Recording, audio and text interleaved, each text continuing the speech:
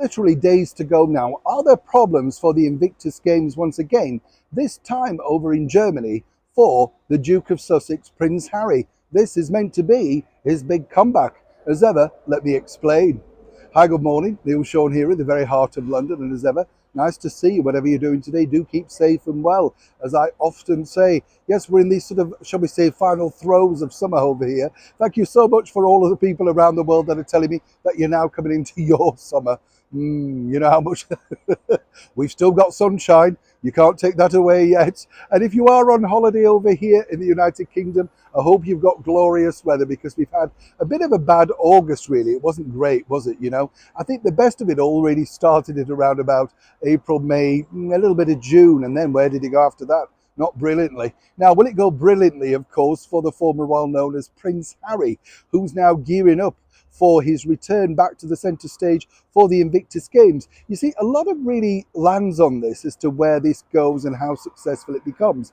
As you know, there's a lot of backlash, all thanks to his recent Netflix documentary, all about, you know, exactly what did he do. His recollections, have famously, of people said, vary on such a grand scale. But for those people who were alongside him, this is very damaging as a brand, because they are literally coming out and saying that didn't happen. But seemingly, you know, Harry has got deaf ears, doesn't want to admit that perhaps he's, shall we say, stretched certain elements of the truth. And I have to say, allegedly. But a lot of people are now focusing on this, you see. They've released the running order, you know, these sort of crib sheet of what's going to be happening at the Invictus Games in Germany, and there's no sign of Meghan Markle on said list. A lot of people got very excited by this, claiming that Meghan is missing and won't be appearing. Let me tell you the background simply to this, is that she's not a pivotal part of it.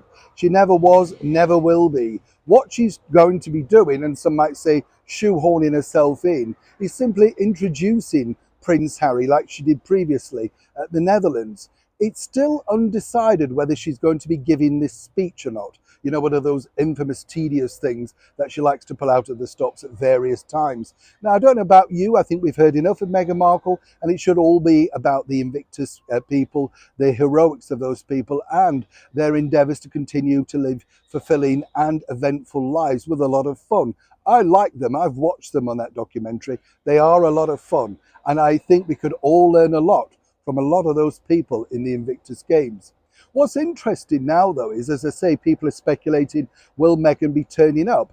Let me tell you, he can't do it without her. There's no two ways about it. So unless they have a massive falling out ahead of that, or indeed Meghan decides that it's not glitzy, glamorous, or focusing too much on her, well, either way, it's going to look negative, because while he's supporting her on all of her big endeavours, she seemingly then keeps pulling out on his endeavours when they matter just as much. So for all those saying, I know she's not there, she's not on the list, it's not pivotal, it's not signed off that she's going to be giving a speech, but she will be appearing alongside him 100% on stage. Unless, of course, they have a mega falling out. It is a developing story. When I know more, you'll know more. Neil Sean in the very heart of London.